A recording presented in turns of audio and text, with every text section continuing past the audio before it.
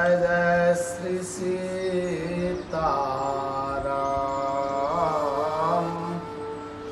मंत्रहीनम क्रियाहीनम भक्तिहीनम जनार्दनम यज पूजितं मया देवं परिपूर्ण तदास्तु मे।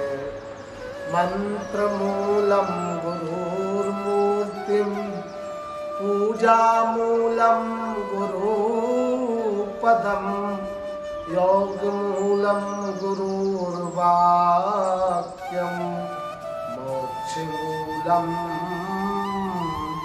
गुरुकृपा। अपने अपने घरन की अपने अपने घरन की सबका को पीर उन्हें पीर हर घरन की धन धन रघुवीर धन धन रघुवीर। भगवान श्री राघवेंद्र सरकार परम दयालु कृपालु ऐसे हैं जो सारे संसार को देखने वाले हैं। ईश्वर अंश जीव अविनाशी और चेतन अमल सहज सुख राशि। हम सब उसी परमात्मा की संतान है, उसी ईश्वर की संतान है।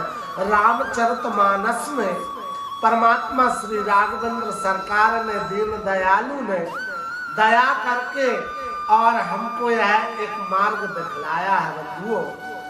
वह मार्ग पे चल करके भगवान ने बहुत कठिन तपस्या करके भगवान ने और सभी मानवों को दिखलाया है, नर और नारियों को, समस्त धर्म प्रेमी श्रद्धालुओं को ये बताया है कि रामचरितमानस में गोसाई तुलसीदास जी ने लिखा है भगवान जिस मार्ग पर चले हैं, जिस पंथ पर चले हैं, उस पंथ पर हम सबको चलना है, पर धर्म को नहीं छोड़ना है जीवन में। और जहाँ प्रेम होता है, जहाँ स्नेह होता है, जिसका जो अंशभूत होता है वही जाता है। जमीन से एक पत्थर उठाओ, मिट्टी उठाओ और मिट्टी को उठा करके आप आसमान में फेंक दो, ऊपर फेंक दो, किसी को मार दो, वह मिट्टी मिट्टी का तत्व है, मिट्टी में ही आएगा। कितने ही ऊपर फेंक दो वह आकर के जमीन पर ही पड़ेगा, क्योंकि वो मिट्टी का अंश है। इसी प्रकार हम परमात्मा के अंशभूत हैं। गोसाई की पदवी बड़ी मुश्किल से मिलती है। अच्छा यदि कर्म करोगे तो गोसाई के घर जन्म लोगे, गोसाई बनोगे। गोसाई भगवान श्री राघवेंद्र सरकार को कहा है, उधर श्री हनुमान जी महाराज को कहा है। बोले जय जय जय हनुमान गोसाई और कृपा करो गुरुदेव की नाई। गोसाई हनुमान जी महाराज को कहा है गुरुदेव आप हमारे ऊपर कृपा करें। उधर श्री राघवेंद्र सरकार को गोसाई कहा है, उधर विश्वामित्र मुनि को, वशिष्ठ जी को, विश्वामित्र जी को गोसाई कहा है। महाराज दशरथ ने कहा, बोले सब सुत मोर प्राण की नाई, पर राम देत नहीं बनत गोसाई। हे गोसाई मुझे राम देते हुए नहीं बनता। गौनाम इंद्री स्वामी आने बस में करना। गोसाई कौन है या गोस्वामी कौन है? गौनाम पृथ्वी, गौनाम इंद्री, स्वामी आने बस में करना। जिसकी इंद्री बस में हो वह गोसाई। कई लोग कहते हैं महाराज जी आपकी भी इंद्री बस में है। हमने कहा बराबर हमारी इंद्री हमारे बस में है।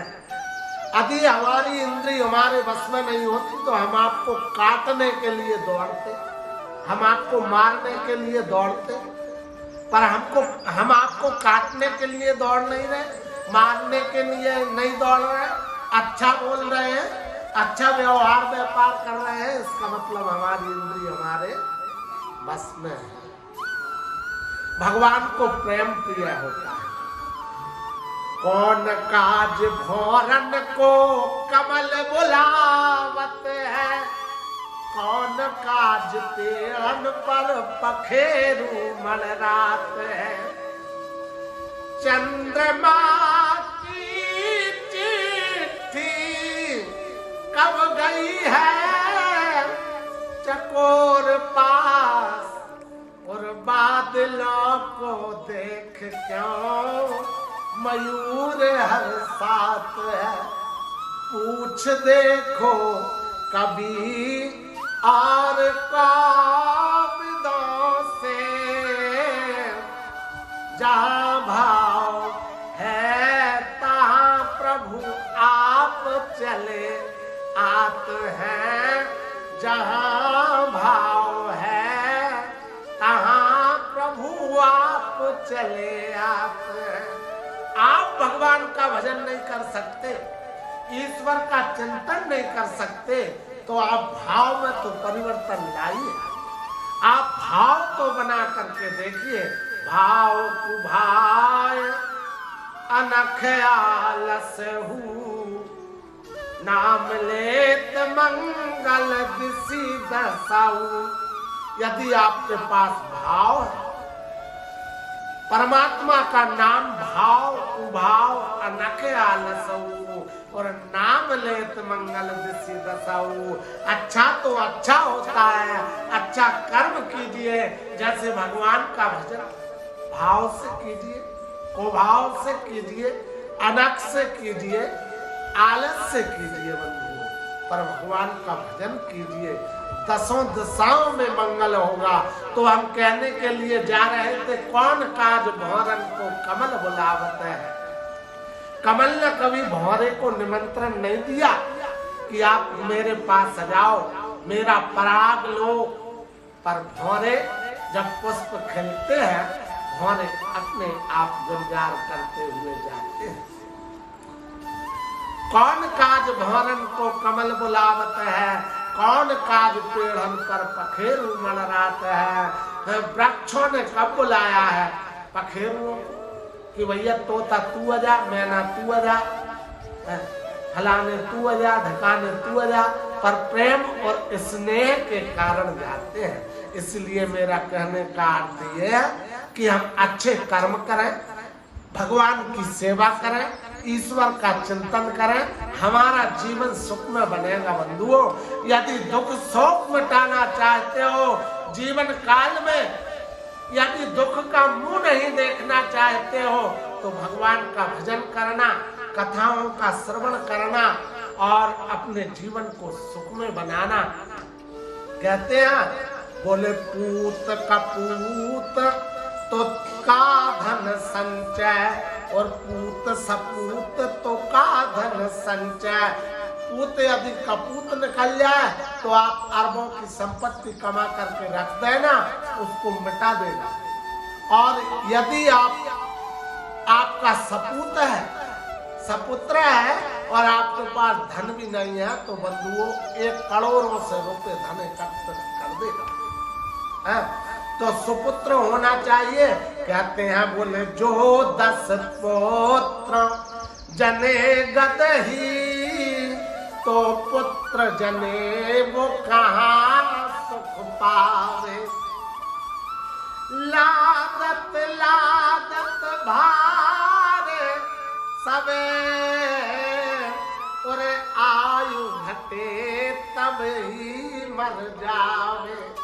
पाए बोले शेरनी एक ही, अरे पुत्र जने वन में सुख सोनत आयु बितावे, और पूत सपूत सदा सुख देत, कपूत सदा कुल दाग लगावे।